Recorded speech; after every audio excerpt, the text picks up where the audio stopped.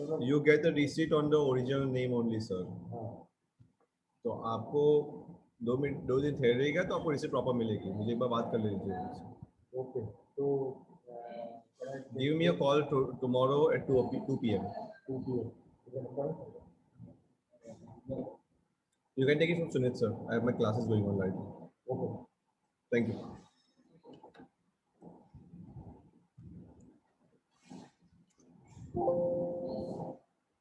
Good afternoon. Good afternoon, sir. Good afternoon, sir. Good afternoon, sir. Now, yesterday we have learned about income method, right? So you remember the income method formula? Yes, sir. Okay.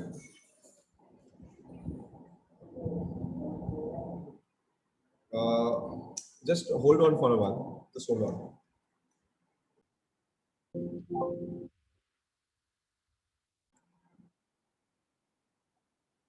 There are many precautions one need to take while estimating national income. So I'm just going to get very much quickly in here. थोड़ा मैं speed में जाऊँगा. So definitely the animation I just removed it for a while, right? So let's understand what are the precaution we need to take. कौन से precaution, कौन से ध्यान देने पड़ेंगे हमको while calculating national income. The very first thing कि transfer payments. Transfer payments क्या होते हैं? When we are giving, हमने पढ़ा था last chapter में भी कि when we are giving something at the free of cost to someone, right? जैसे कि gift है, donation है, तो उसको transfer payment बोलते हैं. याद रखिए, while calculating national income, transfer payments should not be included in the national income. National income calculate करते समय transfer payment को add नहीं करना है, because they are not a productive activity. For example, India में धरतीकंप आ गया, I mean earthquake हो गया, और earthquake की वजह से US ने हमको कुछ मदद की. For example, let's say हमको food grains दिए या फिर पैसा दिया, but this is a part of the transfer income because this is not out of the productive activity. This is outside the productive activity. Example जैसे है scholarship, old age pension, gift, ये सब transfer payments हैं. What all these are? These are the transfer payments, and these are the unilateral payments. यानी एक तरफा payments हैं. There is no flow of goods and services in the economy. Flow of goods and services नहीं हो रहा है economy में, right? ऐसे payments. Are you getting it? So these are unilateral payments. और unilateral payments का मतलब ये होता है कि ये एक तरफे payments आते हैं, only on one side. Are you getting this? Yes, sir. यहाँ पे आपको दो चीज मैंने कल भी समझाई थी आपको जब हमने ये पढ़ा था. We have learned about the old age pension and retirement pension. Now, what is the old age pension? Old age pension is the pension given by the government out of old age, because just because you are old, क्योंकि आप बूढ़े हो इसीलिए आपको दिया जाता है. And second है retirement pension. See, retirement pension employer देता है employee को retirement होने पे. So वो क्यों देता है? उसका relationship क्या है? The relationship between employer and employee is a that of work, right? तो प्रोडक्टिव वर्क कर रहे हैं इसीलिए उसको रिटायरमेंट पेंशन मिल रहा है. सो यहाँ पे एक चीज याद रखनी है कि रिटायरमेंट पेंशन जो है वो प्रोडक्टिव है. क्यों? क्योंकि काम के बदले में दिया जाता है. जबकि ओल्ड एज पेंशन क्या होता है? What is old age pension? Old age pension is just because you are old the government is going to give it to you. So यहाँ पे लिखा है कि old age pension is a welfare measure and that is why it is falls under the category of transfer payments. और transfer payment की category में आता है. सेकंड है रिटायरमेंट पेंशन, जो कि है प्रोडक्टिव एक्टिविटी और प्रोडक्टिव सर्विस रेंडर होने की वजह से ये होता है, right? And that is why it is a part of the compensation of employees. So definitely it is not called transfer payments. So retirement pension we are going to count in national income, whereas we are not going to count old age pension in national income. Clear है?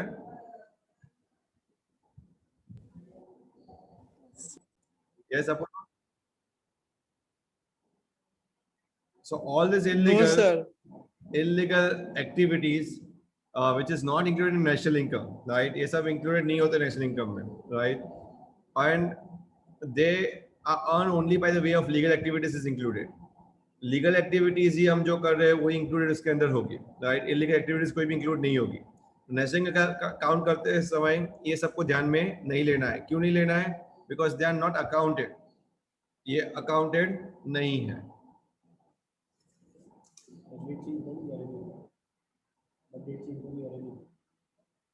It is not right in procedure. Clear? Yes, sir. Next,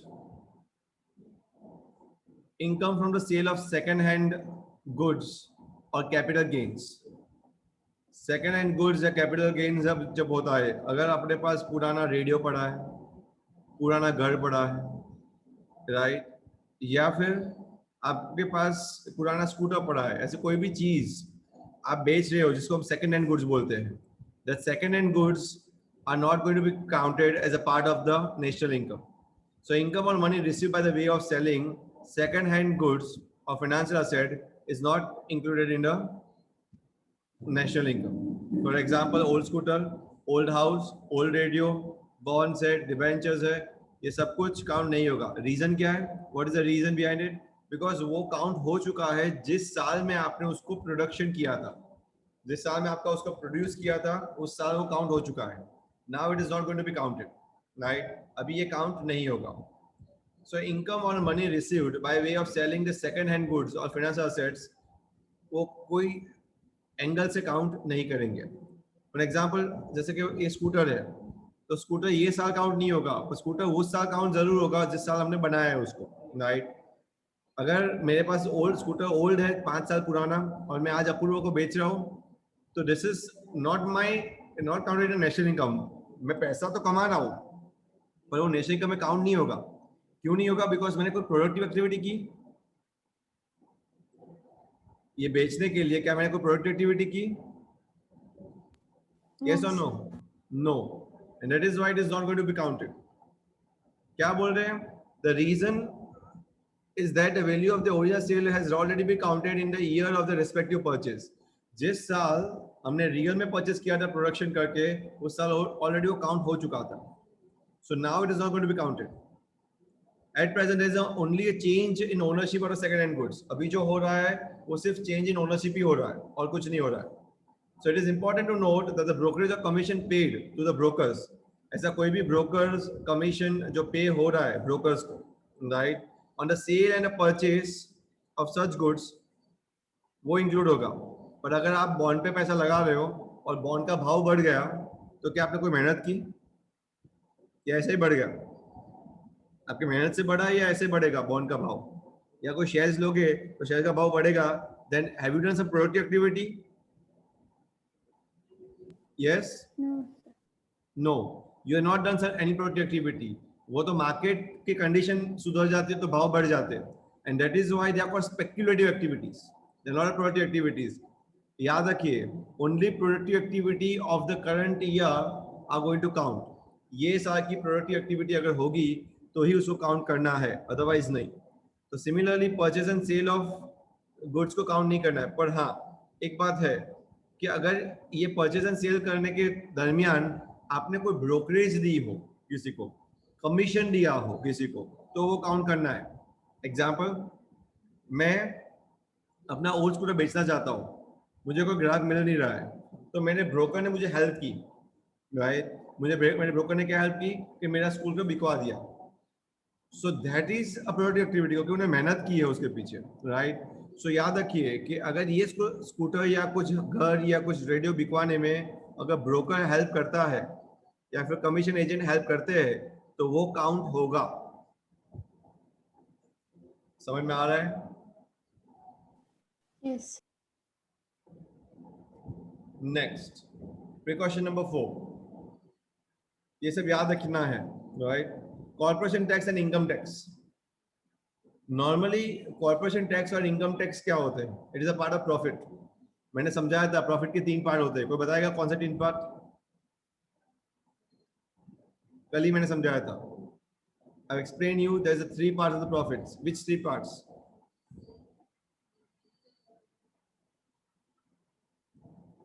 yes, बताया हमने. बड़ा सा diagram देखा था, उसमें last part जो था, पहला था wages, right, compensation of employees. दूसरा था क्या था, इनकम फ्रॉम प्रॉपर्टी एंटरप्रेन्योरशिप, वो लास्ट में था, याद ये करो। और उसमें चौथा पार्ट था rent, interest, royalty and profit. Profit के 3 हिस्से मैंने बताए थे आपको, याद आ रहा है? Yes, sir. Dividend, yes corporative tax, and undistributed profit. Yes, very good. Undistributed profit, corporation tax and dividend, तो इसकी ही बात हो रही है यहाँ पे। ये कॉर्पोरेशन टैक्स की बात हो रही है, राइट, और इनकम टैक्स की बात हो रही है। याद रखिए, corporation tax is a part of profit. ये कॉर्पोरेशन जो टैक्स होता है वो प्रॉफिट का ही हिस्सा होता है, राइट। सो उसको सेपरेटली इंक्लूड नहीं किया जाएगा, यानी उसको सेपरेटली लिखा जाएगा, क्योंकि वो प्रॉफिट का ही पार्ट है, तो उसको अलग से नहीं दिखाना है, वो साथ में ही दिखेगा। यानी अगर आपने प्रॉफिट डाल दिया है तो उसका मतलब ये तीन चीज आ गई, डिविडेंड भी आ गया, कॉर्पोरेशन टैक्स भी आ गया, राइट, प्लस अनडिस्ट्रीब्यूटेड प्रॉफिट भी आ गया, या रिटेन अर्निंग बोलो हम उसको, राइट। तीन चीज आ गया। क्लियर है? याद रखिए, अगर हमने प्रॉफिट को इंक्लूड नहीं किया है तो profit before deduction of the corporation tax, यानी कॉर्पोरेशन टैक्स से पहले का अगर प्रॉफिट हमारे पास है तो इंक्लूड करना है, राइट। याद रखिए, नॉर्मली प्रॉफिट इनकम टैक्स और कॉर्पोरेशन टैक्स में आ ही जाता है, राइट। इवन इनकम टैक्स यानी किसकी इनकम होती है, इनकम टैक्स इसको लगता है नॉर्मली जो एम्प्लॉइज होते हैं उसको इनकम टैक्स लगता है, और कॉर्पोरेशन टैक्स इसको लगता है जो कंपनी होती है उसको, कॉर्पोरेशन जो होती है उसको कॉर्पोरेशन टैक्स लगता है। तो इनकम टैक्स तो ऑलरेडी कंपेंसेशन एम्प्लॉइज में आ ही गया, तो उसको भी सेपरेटली ऐड नहीं करना है, राइट। और normal income tax employ paid करते ही है, तो इसीलिए उसको नेशनल इनकम में अलग से हम ऐड नहीं करेंगे। It is a part of compensation of employees, वो कंपेंसेशन ऑफ एम्प्लॉइज का ही पार्ट बनेगा। समझ में आ रहा है सबको? Yes? Yes, sir. Okay, next, indirect taxes. Now what you mean by the word indirect taxes? Indirect taxes पहले जमाने में बहुत थे, एक्स्ट्रा एक्साइज, ऑक्ट्रॉय, वैट, बहुत सारे थे। Now indirect taxes, that's the tax on production of the sale of commodities, tend to raise the market price of the goods and services. वो क्या करते हैं, मार्केट प्राइस को बढ़ा देते हैं, ये टैक्सेस से ही मार्केट के प्राइस बढ़ जाते हैं। Hence these are included in the national income at market price, factor cost पे नहीं। अगर हम एफसी का निकालेंगे तो नहीं, पर अब अगर हम कोई भी चीज मार्केट प्राइस पे निकालते हैं तो वो ऐड करना पड़ेगा, राइट। आज के जमाने में जो इनडायरेक्ट टैक्स है वो कौन सा है, गुड्स एंड सर्विस टैक्स। कौन सा है, GST, right. Normally goods and service जब हम नेशनल इनकम में कैलकुलेट करते हैं तो ऐसे इंक्लूड नहीं होगा, बट अगर वो एग्रीगेट मार्केट प्राइस पे है, हमको पता है एग्रीगेट 2 तरह के होते हैं, eight factor cost and eight market price. तो मार्केट प्राइस पे है तो वो इंक्लूड होगा। Clear?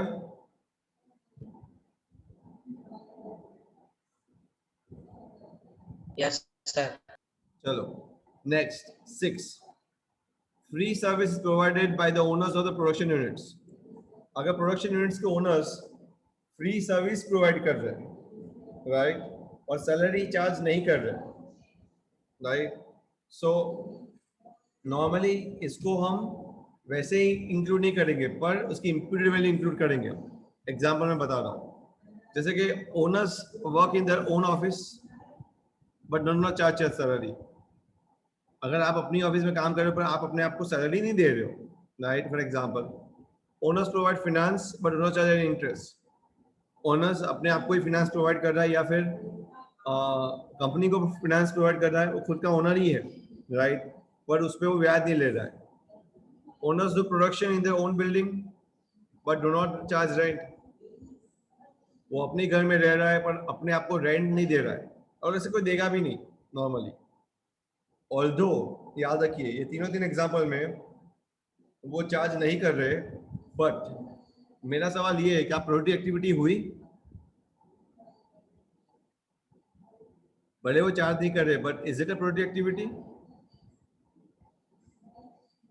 Yes, No, sir. Yes it is a productive activity. अगर आप काम कर रहे हो तो क्या प्रोडक्टिव एक्टिविटी नहीं है क्या? प्रोडक्टिव एक्टिविटी नहीं है क्या?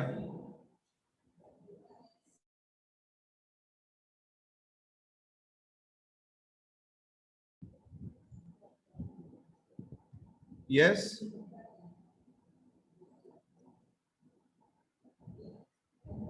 Hello, I am repeating it. अगर आप अपने ही ऑफिस में काम करोगे तो सैलरी चार्ज नहीं हो रही है, तो सैलरी चार्ज नहीं कर रहे हो, तो क्या ये प्रोडक्टिविटी नहीं है? मैं पूछ रहा हूँ आपको. हेलो. सर सर क्वेश्चन ही नहीं समझ में आ रहा है और वॉइस भी लैग हो रही है. Okay, I am repeating it बेटा. Fine, I am repeating it. अगर आप खुद के ही घर है, खुद का ही घर है बेटा, राइट, और खुद के घर में आप काम करते हो, Yes, sir. अगर हाँ काम करते हो, पर क्या आप खुद को पैसा देते हो? No, sir. No sir. मेरा सवाल इतना ही है, क्या आप जो काम कर रहे हो प्रोडक्टिव एक्टिविटी है कि नहीं है? No sir. क्यों नहीं है? कि हम हमारे घर में काम करते हो करते तो पर हम प्रोडक्शन खुद को नहीं होगा पैसे नहीं क्या देते. कुछ? मेरा सवाल इतना है, क्या काम करके प्रोडक्शन नहीं होगा क्या कुछ? होगा ना. तो क्यों प्रोडक्टिव एक्टिविटी नहीं है? मैं ये मान सकता हूँ कि इकोनॉमिक एक्टिविटी नहीं है. इकोनॉमिक एक्टिविटी यानी पैसे का लेन देन नहीं हो रहा है, पर प्रोडक्टिव एक्टिविटी तो है ही ना, Yes, sir. Yes right? Sir. For example, अगर ओनर अपना ही पैसा लगा रहा है बिजनेस में, राइट, तो वो किसके लिए लगा रहा है? प्रोडक्शन के लिए लगा रहा है ना. अगर आपकी बिल्डिंग है, उसके अंदर आप भले ही रेंट नहीं दे रहे हो, पर यहाँ पे यही समझना है कि आप यूज तो कर रहे हो ना बिल्डिंग को. Yes, sir. सो ऑल्दो, याद रखिए, ये बहुत पेचीदे पार्ट है, राइट, इसको समझना जरूरी है. ये आपको ऑब्जेक्टिव में पूछा जा सकता है एग्जाम में. Although they do not charge yet the services have been perform. भले ही उन्होंने चार्ज नहीं किया कोई भी पैसा, पर सर्विसेज तो हुई ना. तो याद रखिए, the imputed value of these must be included in national income. इसकी इम्प्लाइड वैल्यू आपको इंक्लूड करनी है. इम्प्लाइड वैल्यू यानी क्या?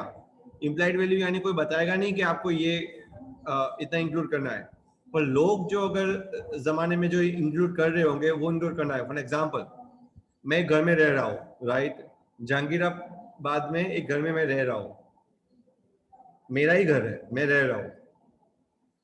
मैं रेंट मेरे आपको तो चार्ज नहीं करूंगा, पर वहां पे रेंट का भाव चल रहा है लेट्स से 10,000 रुपये. तो उसका मतलब ये होता है कि 10,000 मुझे रेंट के तौर पे दिखाना है, रेंट के तौर पे दिखाना है. भले मैं चार्ज नहीं कर रहा हूँ, पर उसकी इम्प्यूटेड वैल्यू यानी उस जगह पे जो भी भाव चल रहा है रेंट का, वो दिखाना है. समझ में आ रहा है? एक और एग्जांपल देता हूँ. सपोज आपने पिज्जा बनाया. क्या बनाया? पिज्जा. मार्केट में वैसा ही पिज्जा अगर आप बनाते हैं तो 350 रुपये का मिलता है मार्केट में, 350. बट क्योंकि ये आपने खुद ने बनाया, खुद ने खाया है, तो प्रोडक्टिव एक्टिविटी. तो आपको गिनना है कि मैंने 350 रुपये खर्च किए. क्या गिनना है? 350 रुपीज यू हैव स्पेंड. समझ में आ रहा है? Yes. What they say is the imputed value of these must be included. आपको उसका imputed value include करना है. भले ही आप किसी को बेच नहीं रहे हो, पर ऐसा माना जाएगा कि आप खुद को ही बेच रहे हो, right? Next, 7th, windfall gains. Lottery लग गई आपकी कैसीनो में, राइट, या आपने लॉटरी की टिकट ली थी, तो वहां पे आपसे लॉटरी लग गई. याद रखिए, नेशनल इनकम में windfall gains is not included. जैसे कि income from lottery, income from casino include नहीं होगी। क्यों? क्या आपने कोई मेहनत की उसके लिए? क्या कोई प्रोडक्टिव एक्टिविटी की आपने? No sir. नो। यानी आपको तो लॉटरी लगी, रातों रात माला माल हो गए। तो अगर ऐसे इनकम अगर आपको मिलती है तो this is called unearned income. Unearned यानी आपने कमाई नहीं है, राइट? वो ऐसे ही मिल गई आपको। And this is why it is not going to be included in national income. याद रखिए, वापस मैं रिपीट कर रहा हूँ, नेशनल इनकम के अंदर वही चीज इंक्लूड होगी, नेशनल इनकम के अंदर वही चीज इंक्लूड होगी जो आपने कमाई हुई out of your productive activity, आपने मेहनत करके कमाई। Next, wages and salaries in cash and in kind. Cash में या काइंड में अगर आपने वेजेस एंड सैलरीज मिली हो, कैश में मिली तो इंक्लूड है ही है, पर काइंड में मिली हो, जैसे कि बॉस ने आपको एक वेकेशन के लिए ट्रिप फ्री में दी, या आपको ले गए मील्स या ब्रेकफास्ट के लिए, राइट? आपका हेल्थ इंश्योरेंस करवाया, आपका अलाउंस दिया, आपको अचीवमेंट अवार्ड दिया, आपको सोशल सिक्योरिटी दी, पे राइज दिया, कुछ भी तरह का पर्क और बोनस दिया, ये सब कुछ एम्प्लॉय बेनिफिट्स में आता है। ये याद रखिए, ये सब employees wages and salaries in kind है। काइंड यानी पैसे में नहीं दिया, बट सहूलियत के तौर पे दिया। तो भी याद रखिए, it is included in national income. ये सब इंक्लूड होगा नेशनल इनकम में। समझ में आ रहा है? Yes sir. 9, domestic services. Domestic service यानी घर में मम्मी आपको आपके लिए खाना वाना पका के परोसती है, राइट? खाना बनाती है। आप अपने ही घर में कहीं पे गार्डनिंग करते हो, बराबर है? कोई केयर टेकर की तरह मम्मी आपको हेल्प करती है। सो आउट ऑफ लव है ये सब। क्या है? That you provide out of love and affection. ये अगर लव एंड अफेक्शन से है तो इंक्लूड नहीं होगा। अगर आपने अपनी मेहनत के लिए किया है तो इंक्लूड होगा, पर लव एंड अफेक्शन से है तो इंक्लूड नहीं होगा। याद रखिए, नेशनल इनकम में वो कैलकुलेट नहीं होगा, भले ही वो प्रोडक्टिव एक्टिविटी है, but because it is out of love, आपने हेल्प करने के लिए किया है किसी को, राइट? किसी की चीज को रिटर्न लेने के लिए नहीं किया। अगर आप पिज्जा बनाते हो तो खाना अपने खाने के लिए बनाते हो, नॉट आउट ऑफ लव, पेट भरने के लिए बनाते हो, that is another part. But mummy आपके लिए खाना बनाती है तो that is out of love होता है ना? Yes? Yes sir.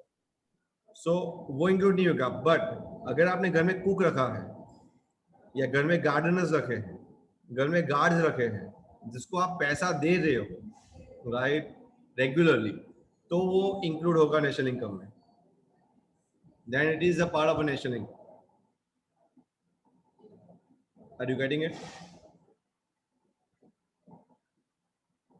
Yes Yes, sir. sir. Okay.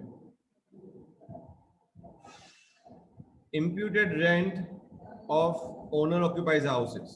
Owner अपना ही घर अपने को ही दे रहे, जिससे मैंने बोला ना, वो वैसा ही है वो। जैसे कि हाउस ओनर है, घर का मालिक है, वो घर पे ही रह रहा है, राइट? ही डज नॉट पे एनी रेंट। उस टाइम पे वो अपने आप को रेंट नहीं पे कर रहा है, पर हमें ऐसा मानना पड़ेगा, बट इन फैक्ट ही पेज रेंट टू हिमसेल्फ। हम ऐसा मानेंगे कि वो अपने आप को ही रेंट दे रहा है। और अगर ऐसी बात होगी देन डेफिनेटली याद रखिए, we should calculate in the national income, since rent is a payment for services rendered, even though rendered to the owner himself, it must be counted as a factor payment and included in the national income. समझ में आ रहा है? Owner occupied houses यानी owner अपने आप को ही rent दे रहा है, हम ऐसे मानेंगे। क्लियर है ये? Yes. Next 11th, death duties, gift tax and wealth tax. Death duties का मतलब होता है कर्म क्रिया करना। कोई मर जाता है तो उसकी कर्म क्रिया होती है, राइट? या कब्र में डालते हैं या फिर स्मशान में जला देते हैं, तो उसके लिए भी खर्चा तो लगता है ना, लगता है कि नहीं लगता है? गिफ्ट टैक्स, अगर आपने किसी को गिफ्ट दिया तो टैक्स लगेगा। किसी को पैसा दिया, वेल्थ दिया, तो पैसा लगेगा। So this is out of your past savings, right? Hence they should not be included. ये पास्ट सेविंग्स में से आता है और इसीलिए इसको इंक्लूड नहीं किया जाएगा। समझ में आ रहा है?